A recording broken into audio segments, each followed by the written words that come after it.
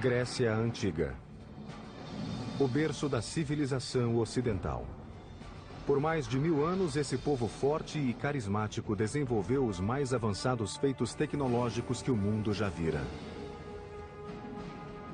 So you have the appearance of a new generation of thinkers, and you have a reason to build things, to understand nature, to create technology. Obras de engenharia tão impressionantes que os povos antigos acreditavam que haviam sido construídos pelos deuses. One thing that we should really wonder is how on earth these people managed to lift these truly huge, gigantic stones.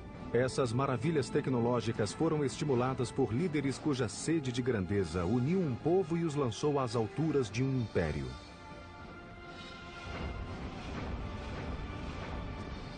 Mas essa brilhante explosão de cultura e criatividade sucumbiria vítima de batalhas ferozes que lançaram irmão contra irmão. Duelos mortais que levariam ao fim de uma era de ouro.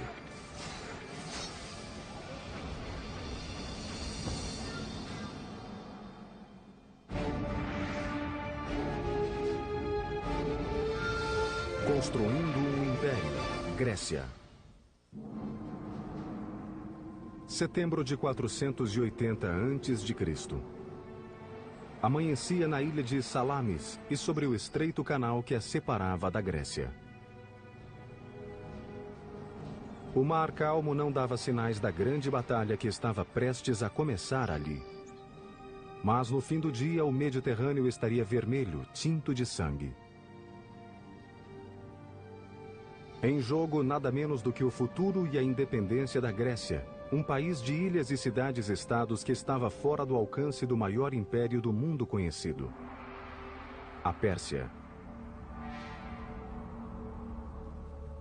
Persia was the world superpower of its day. Enormously wealthy, enormously self-confident, the greatest multi-ethnic, multicultural empire the world had seen. No horizonte, uma força invasora de proporções épicas.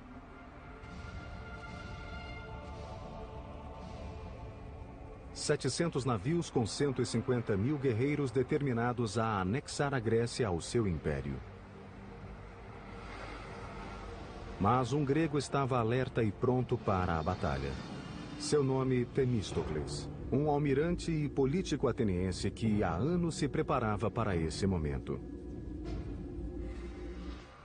But going up against Persia, the world's greatest superpower of the time, would be no day at the beach for Themistocles. Hello, I'm Peter Weller. First of all, the Greek naval fleet was outnumbered 2-1. Second of all, Themistocles faced the almost insurmountable problem of trying to unite a completely disparate and contentious group of warriors into one command. You see, the good news about the civic development of ancient Greece was the city-state. Each of these city-states was sort of a self-contained, self-reliant mini-country within Greece. But the bad news about the civic development of ancient Greece was the city-state. Because inasmuch as each of these city-states sort of spoke the same lingo, worshipped the same gods, there was really no sense of a national unity, and their only priority was their own particular regional and cultural agenda. At best, they didn't get along. At worst, they were violently at each other's throats. Se existia alguém que podia unir os atenienses, esse alguém era Temístocles.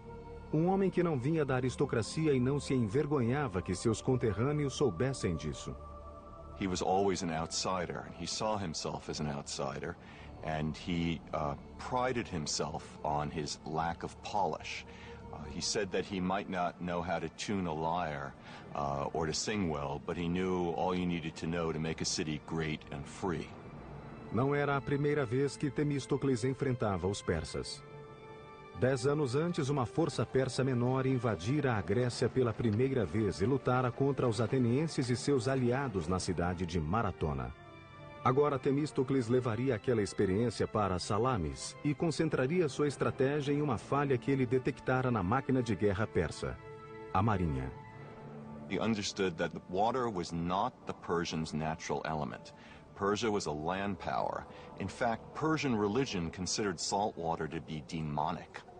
Temístocles queria que os gregos construíssem uma marinha diferente de tudo o que o mundo já vira. O trabalho começou imediatamente em um ritmo intenso para construir uma frota de 200 triremes, o navio mais mortífero do mundo antigo. Trireme's about 130 feet long. It's light and sleek, and it's tipped with a wooden ram covered in bronze at the water level, and that is the offensive weapon of the trireme. Might think of the trireme actually as a guided missile. O trireme consistia de 170 remadores em 3 níveis separados. 62 no nível mais alto, 54 no meio e 54 no mais baixo. No nível mais baixo, os remadores sentavam-se tão baixo no porão do navio que seus remos ficavam a apenas 45 centímetros acima da linha do mar. So you have a ship, a wooden ship, that is powered from the oars. It can go up to 8 knots, or 9 knots, which is an amazing speed for the ancient world. And it can attack like a missile. And the rowers, of course, have to learn how to work as a team. They have to learn to row together in unison, which is an easy thing to begin to do, but a very difficult thing to master. A frota de triremes de Temístocles ficou pronta em poucos anos e no tempo exato. Na primavera de 480 a.C., a Pérsia lançou um maciço ataque contra a Grécia. Temístocles sabia que a frota persa era maior que o conjunto da frota grega na proporção de 2:1. Então ele engendrou um plano simples, mas ardiloso para manter os gregos unidos e nivelar as forças. He had to turn a disadvantage into an advantage, the fact that he had fewer ships than the Persians. So he had to lure the Persians, if you like, into such a battleground that they could not advance the whole ranks. So he can actually concentrate their power and strike it. So the best place that he could do that was at the Straits of Salamis. Temístocles engendrou um ardil para atrair a frota persa aos estreitos de Salamis. Themistocles was a very cunning man, a great trickster. Themistocles knew that the Persians preferred to win battles through diplomacy, through intimidation, and through buying traders. Na véspera da batalha, ele mandou um serviçal de confiança para o campo persa. O serviçal fez o papel de traidor, contando ao rei persa que os gregos estavam desorganizados e que se os persas enviassem seus navios à noite, poderiam surpreender a marinha grega pela manhã. Os persas morderam a isca. And so at dawn, the Persians discovered to their shock that the Greek fleet, instead of being about to flee, was getting into battle formation, and that they, the Persians, would have to fight. So it was a perfect setup of a battle by Themistocles. 200 triremes, movidos por 34.000 remadores gregos, se dispuseram em linha, não cedendo espaço para os persas manobrarem nos estreitos. A armadilha funcionou perfeitamente. Os ataques se mantiveram pelo dia todo. Os triremes gregos cercavam os navios persas e depois arremetiam com suas vigas dianteiras. And the Persian officers died in unusually high proportions. A batalha foi tão confusa, caótica e apavorante que ao fim do dia os gregos sequer tinham certeza de terem vencido. Mas os milhares de cadáveres inimigos nas praias de Salamis revelavam uma decisiva vitória grega. Algumas fontes históricas afirmam que os persas perderam 200 navios e os gregos 40. Os persas que não tinham se afogado eram mortos por soldados gregos que esperavam na praia.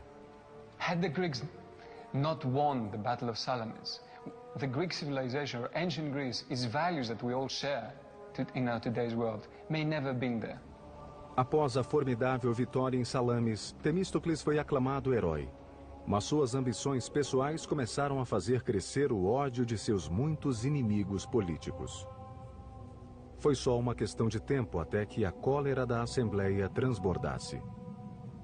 Athens at this time had a practice called ostracism, an annual unpopularity contest, in which the people would vote for the politician who they felt was most disruptive, most dangerous to the political process, and they would exile him for 10 years.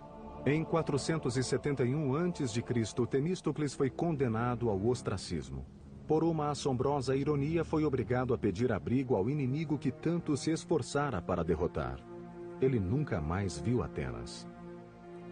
Amazingly, he was forced to flee to Persia itself, where he found refuge, and he ended his life speaking Persian, working as an administrator for the Persian king, helping the Persians govern Western Asia Minor. Temístocles desempenhara seu papel em uma épica história de poder e de conquistas que se inspirara em um passado glorioso. Os lendários contos sobre deuses e heróis narrados em épicos como a Ilíada e a Odisseia. As histórias podem ser mitos, mas as conquistas desses ancestrais gregos foram reais e ainda hoje se mantêm.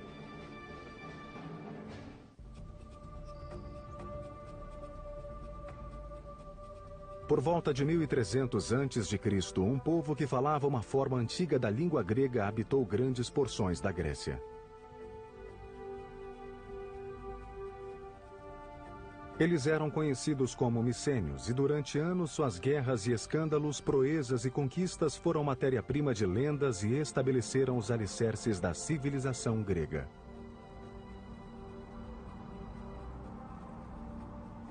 Micenas, a capital, era rodeada por uma cidadela maciça construída ao longo de 150 anos.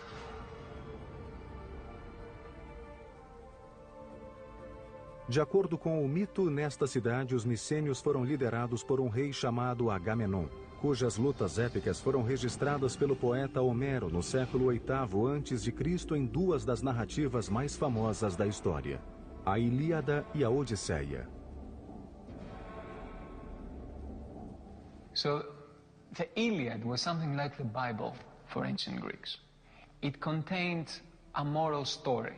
It told you how you should live. It described gods, it described religion, but also described people. It described situations. It gave ideals that you should look upon. As narrativas da Ilíada e da Odisseia tornaram-se famosas. O sequestro de Helena por Paris, os 10 anos do cerco infligidos por Agamenon a Troia, e o gigante cavalo de madeira utilizado pelos gregos para entrar em Troia e destruir a cidade. Embora as proezas de Agamenon durante a Guerra de Troia tivessem sido heróicas, seu retorno a Micenas não teve uma recepção muito calorosa. Ele foi assassinado pela própria esposa.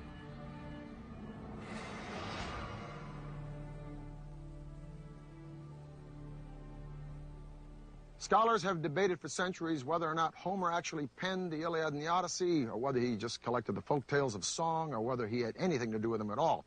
But if the ancient Greeks came back today, they'd scoff at this pithy harangue, because to the ancient Greeks, Homer wasn't just some top 40s folk singer, nor was he the best-selling hack writer of some piece of pulp fiction.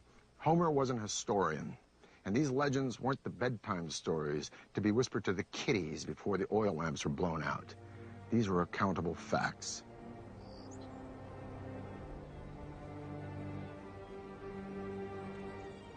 This is what is left of Mycenae, the capital city of which Homer writes, and where many, including me, would like to believe that Agamemnon really ruled.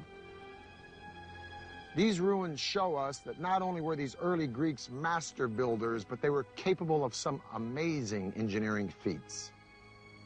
As you approach Mycenae, first thing, of course, that you will see is the fortification walls, which are very impressive. And immediately you have this feeling of awesome. Os muros da cidadela de Micenas são formados por blocos de pedra e cada um pesa cerca de 10 toneladas. Foram dispostos com tal precisão que cada pedra se encaixa perfeitamente no bloco adjacente. Mas, como vista inspiradora, nada em Micenas chega perto da colossal entrada principal da cidadela, o Portal do Leão. This is the Lion's Gate, the main gate to the citadel of Mycenae. It is one of the most stunning structures of all of early antiquity. It is an imposing piece of symbolism. It is an imposing piece of engineering. 2 lions standing fully upright, their paws on the base of a column. Their heads, which are missing, would be turning outward. Anybody approaching this gate would know that Mycenae stood for one thing: power. Structurally, the gate looks to be a standard engineering practice of post and lintel construction. These vertical elements here, these massive piers, are the posts supporting the lintel, the horizontal element, which weighs about 12 tons. But it is above the gate where the lions live that the engineers took it one step further. If you look at this triangle of indented stones right by the lions, it develops an element that we call the corbelled arch. Suppose you have these 4 stones, and instead of piling them up, you try to create an opening from that side, and you steal a little bit of space by putting them this way. This is cobbling. If we are a little bit more ambitious, because this is not sufficiently large, and we try to displace further these stones, still in cobbling, then we are running this risk that this is falling down. So what is the little trick? It's simple. You start putting counterweights behind each of these corbelled stones. Now, this triangle, first of all, we should say that this is a true Mycenaean innovation. This is something that we see for the first time, most probably worldwide.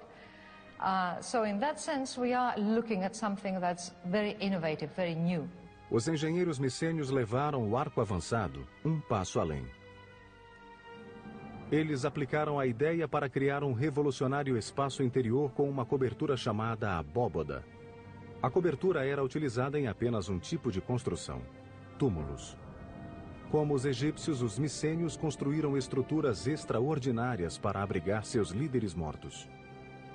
Esses túmulos chamavam-se tóloi. Suas construções partiram de algo que os engenheiros micênios nunca haviam feito. I mean, the circular form is completely absent in the architectural minds of the Mycenaeans. The Mycenaeans work with straight lines and right angles. So the circle is just for this kind of structure. So that makes the impression and the symbolism of the circle as related to death even stronger. Construir tóloi era gigantesco empreendimento de engenharia. O primeiro passo era cavar a lateral de uma colina. So they dug this trench, and this trench would form the dromos, which means in Greek road or way. In this case, it's a walkway to the tomb, and it's flanked on each side by these beautiful almond stones set in lengthwise and edgewise. Now, 3,200 years ago in 1200 BC, a visitor approaching would walk down this dromos, and then he would be confronted by an unbelievably magnificent and stunning sight, this massive doorway.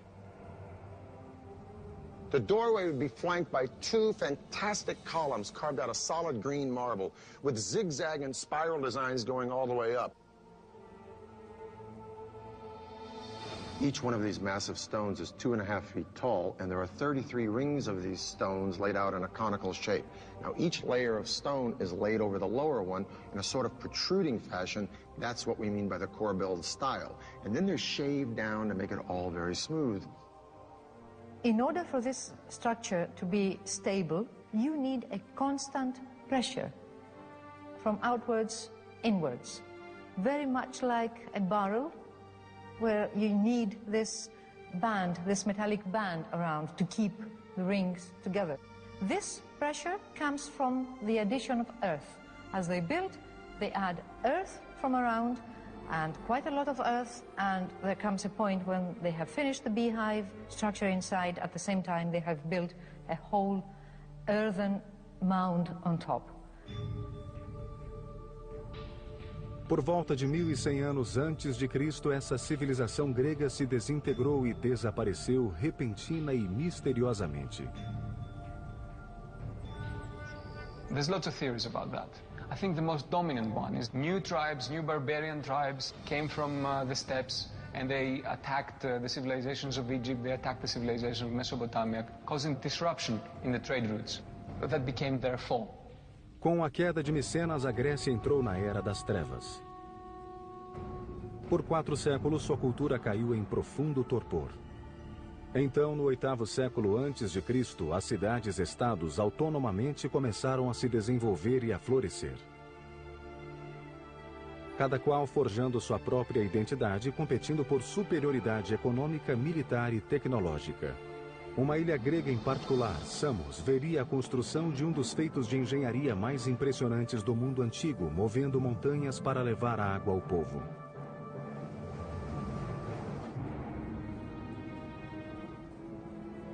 Esparta, Atenas, Corinto, Tebas. Estas são apenas algumas das mais de 100 cidades-estados que emergiram por toda a Grécia 400 anos após o desaparecimento da civilização micênia. Antes do advento da democracia na Grécia, muitas dessas cidades-estados eram lideradas por um único governante, chamado de tirano na Grécia Antiga. Por volta de 540 a.C., um tirano chamado Polícrates governou a ilha e cidade-estado de Samos, no mar Egeu Oriental. He was quite a player on the international scene. He made tactical alliances, not just with the Persians, but also, for example, with the Egyptians. He was an ambitious figure. Polícrates viu que o caminho para o poder de uma ilha como Samos era pelo mar.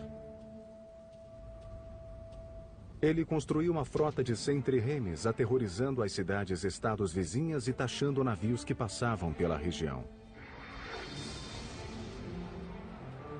Under Polycrates, Samos, his home island, became the dominant sea power, and that was the basis of his wealth and power. Com sua riqueza recente, Polícrates construiu muros defensivos em torno da capital e se lançou a resolver um problema que atormentava muitas cidades no árido clima mediterrâneo: água potável. Samos was a very, very important and powerful city. They were needing a lot of water and they were short of water. Havia uma nascente abundante, mas ficava a 274 metros no Monte Castro. Polícrates e seus engenheiros tinham que imaginar o modo de ligar a cidade à fonte. Construir um aqueduto em torno da montanha não era uma opção. You could construct a water supply system around the mountain, but the first thing a besieging enemy would do to cut off that water line, and there you are with your wonderful fortification, with your wonderful new walls, and you're drying out. A solução requeria algo fora do comum. Polícrates procurou um engenheiro chamado Eupalinos. Este veio com uma solução que literalmente significava mover uma montanha, um túnel que atravessasse o Monte Castro. Seria um projeto enorme e extenso. The time needed for such tunneling should be enormous. Therefore, the decision was taken to drive tunnels from both sides. This is a mathematical and a technical problem. Como os engenheiros da atualidade fizeram sob o Canal da Mancha, Eupalinos cavou túneis dos dois lados da montanha para que se encontrassem no meio. Para tanto, teria de se certificar que cada túnel começasse na mesma altura nos lados opostos da montanha. Os túneis também tinham que coincidir no plano horizontal. Caso contrário, eles passariam um ao lado do outro como navios na noite. Sem equipamento sofisticado de exame topográfico, era um notável desafio de engenharia. A teoria envolvia uma caminhada curta em torno de uma grande montanha. Simulando um caminho da fonte para a cidade em curtas linhas perpendiculares, Eupalinos podia medir cada pequena extensão para calcular dois lados de um triângulo retângulo. Com dois lados do triângulo conhecidos, a hipotenusa era o caminho do túnel através da montanha. O que tornava esse prodigioso feito de engenharia ainda mais impressionante é que envolvia não só um túnel, mas dois. O túnel principal foi cavado a uma altura e largura de cerca de 2 por 2 metros, para ser usado apenas como espaço de trabalho para cavar um segundo túnel adjacente e abaixo do principal e que serviria como aqueduto. O túnel de trabalho foi cavado em terreno plano e o do aqueduto na lateral e abaixo daquele. Esse segundo túnel precisava ter um leve declive que permitisse o fluxo suave da água em direção à cidade. O risco de vida era permanente naquelas escuras e perigosas entranhas da montanha.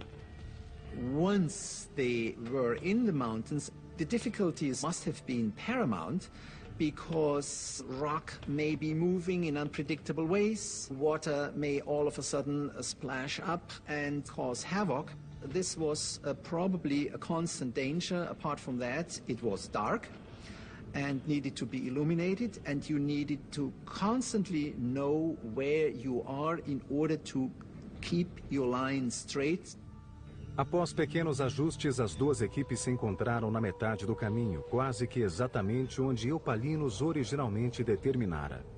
Os pisos dos dois túneis se conectaram com apenas 60 centímetros de diferença. Uma discrepância de menos de 1% do comprimento de 1.066 metros do túnel. Esse impressionante feito de engenharia pode ter sido o momento luminoso do reinado de Polícrates. Mas sua sorte política não seria tão brilhante. The Persian governor on the coast of Asia Minor decided that that degree of autonomy that Polycrates enjoyed was unsuitable to the development of Persian power, and he was arrested and brutally tortured and crucified. Polícrates foi apenas um entre muitos tiranos que governaram as cidades-estados da Grécia Antiga entre 800 e 500 a.C. O poder de poucos sobre muitos era a única forma de governo que os humanos conheciam. Mas isto estava prestes a mudar.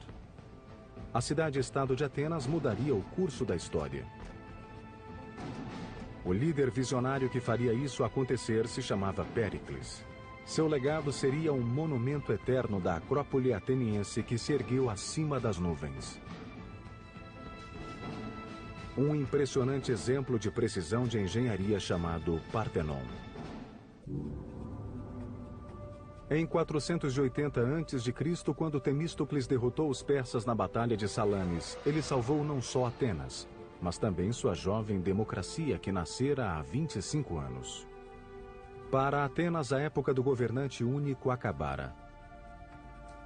Atenas era rica em poder militar, tesouros, tecnologia e ideias.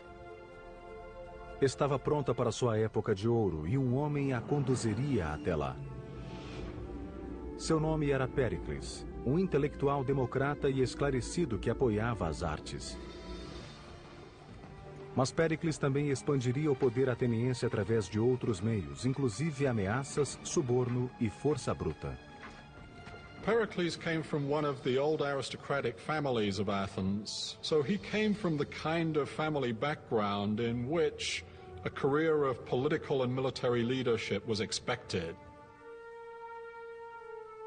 Sua escalada ao poder começou quando foi eleito, ainda jovem, para o posto de estrategos, em um grupo de 10 homens que comandavam o exército e definiam a política externa. Político nato e talentoso orador, Péricles logo se tornou o estadista mais influente e poderoso de Atenas. Pericles was the typical political animal, if you like. This guy was a politician.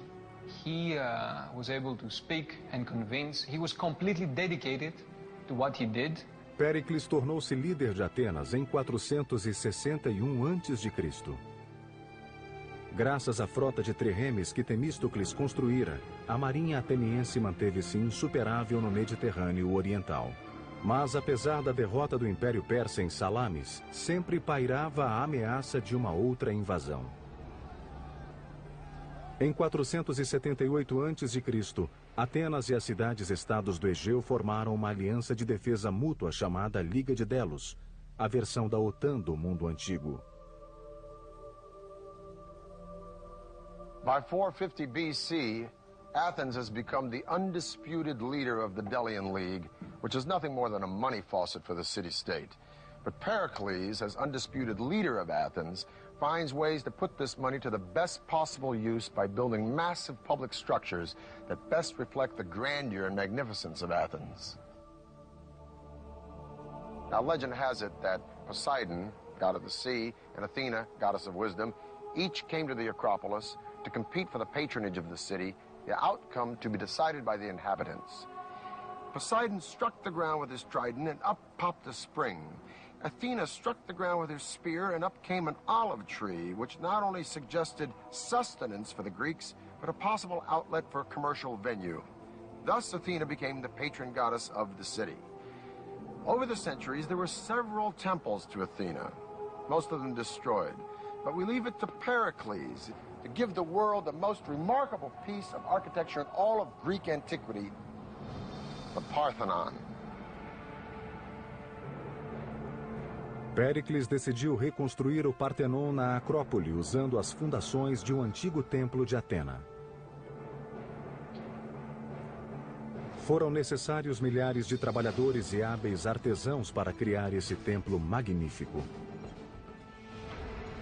Custou mais do que qualquer outra edificação projetada pelos gregos, 30 milhões de dracmas, o equivalente a bilhões de dólares. That's an amazing amount, but keep in mind that was a huge state enterprise. A construção do gigantesco projeto começou em 447 a.C.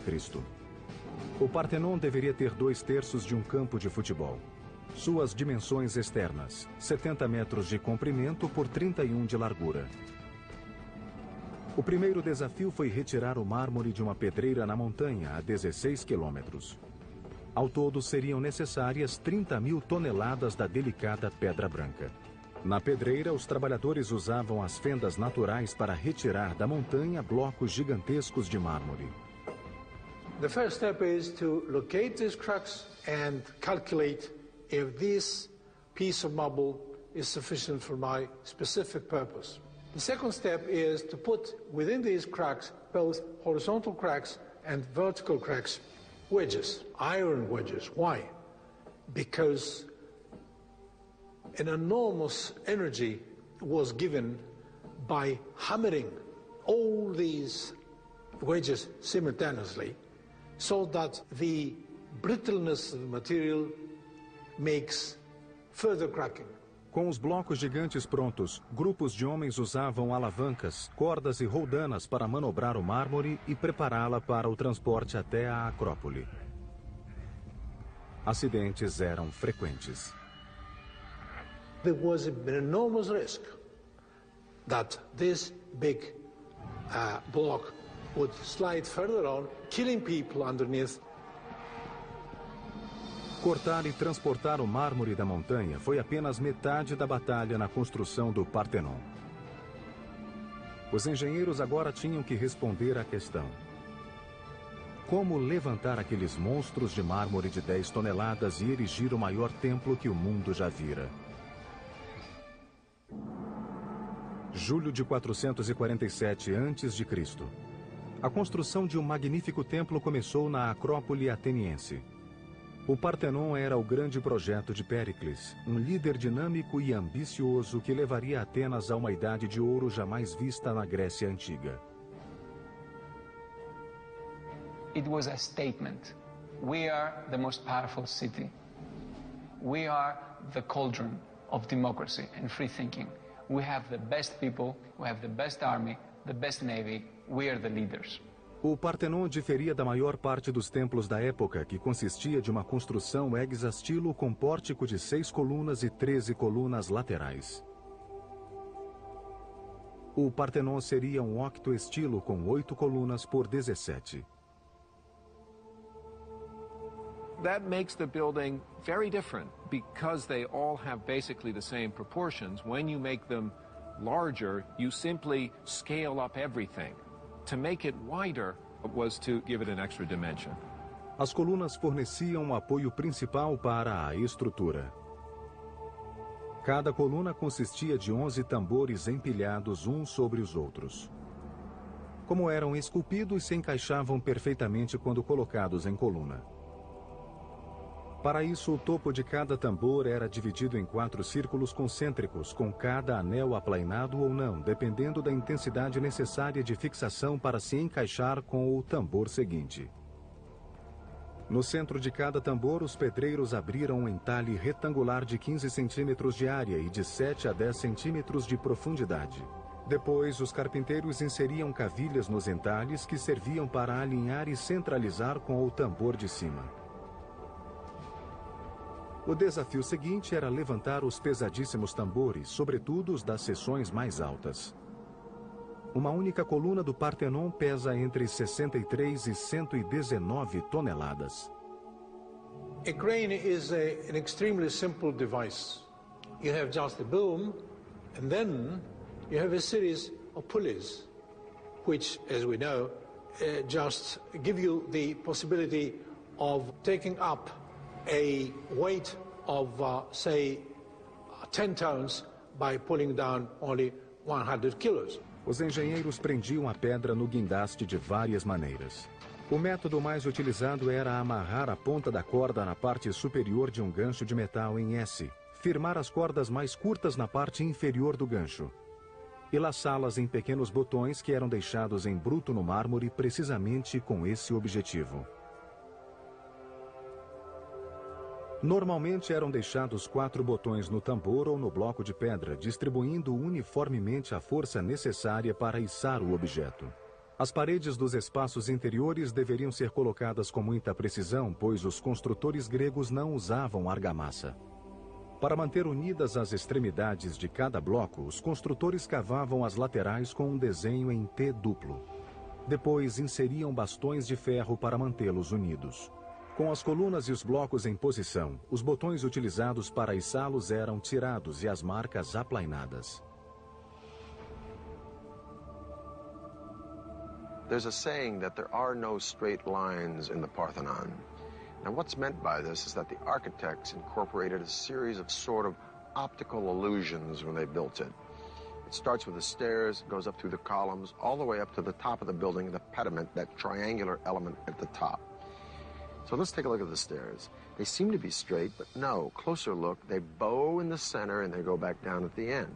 Now this conceit, if you will, continues right up to the columns. This column is of the Doric order. There's no base. It seems to grow right up out of the stone.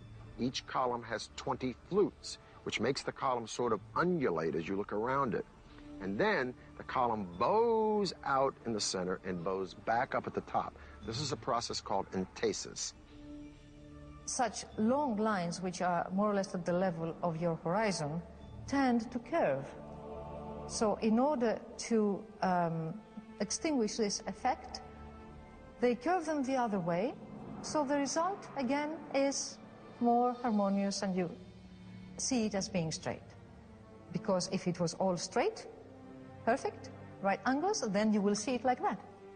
A principal função do Partenon era dar abrigo à monumental estátua de Atena.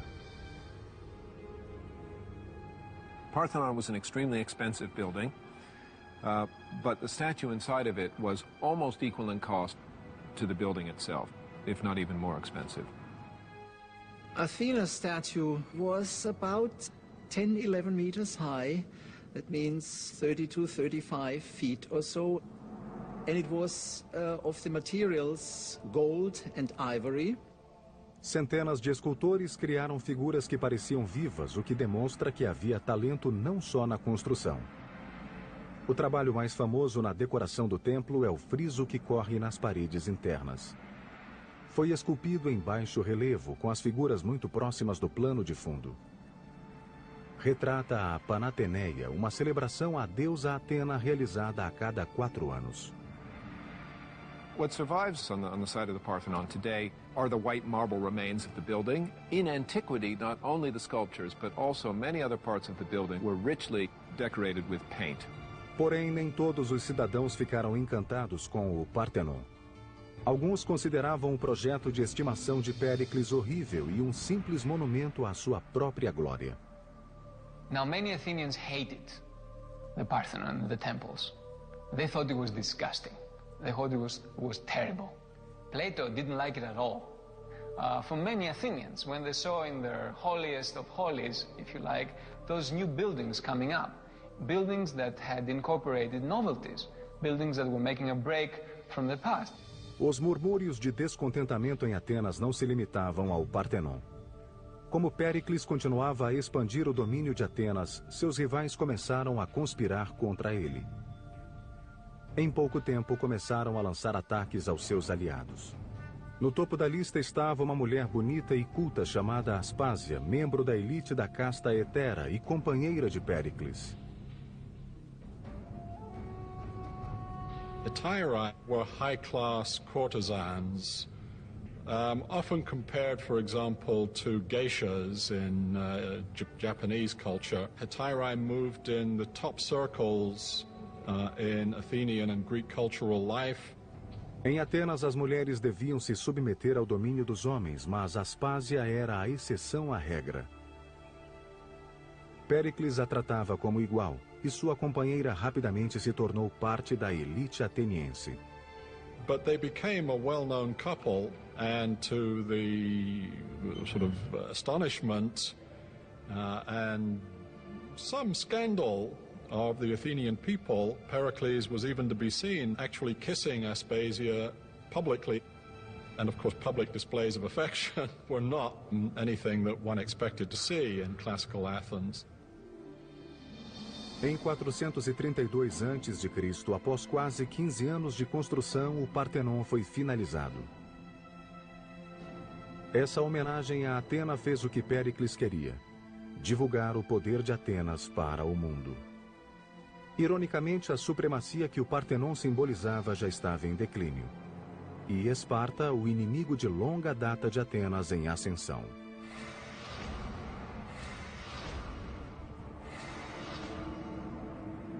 Once Athens had established this great alliance system, or as some people put it, this Athenian empire, and arguably that's what it became, the Spartans began more and more to look askance, as it were, at the Athenians, and eventually, by the 430s, to feel threatened by the Athenians. Em 431 a.C., Esparta atacou Atenas. Durante 2 longos anos, Atenas resistiu ao cerco de Esparta, mas a luminosa cidade de Péricles estava prestes a sofrer o ataque de um inimigo invisível. After a couple of years, because of the overcrowding in the city of Athens, disease that seems to have come originally from the Near East attacked the Athenian people. It's known as the Great Athenian Plague. Large numbers of Athenians died in this plague. Péricles, então, com mais de 60 anos, sobreviveu à peste, mas estava fisicamente debilitado e sobre ele pesava a culpa pela desgraça da cidade. Em 429, com a peste e a guerra eclipsando sua amada cidade, Péricles morreu.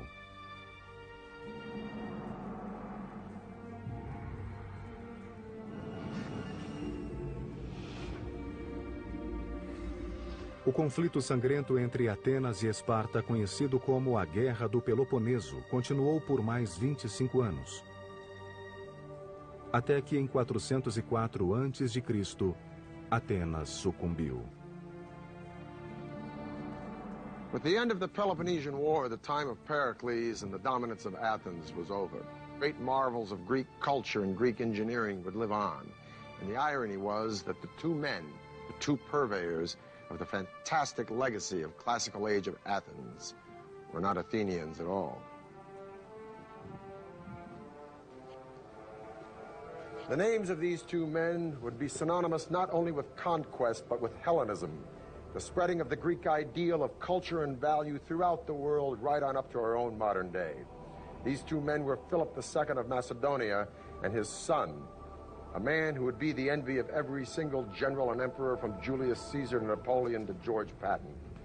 A man who would traverse most of his known world in his short 33 years, that student of Aristotle and self-proclaimed God, Alexander the Great.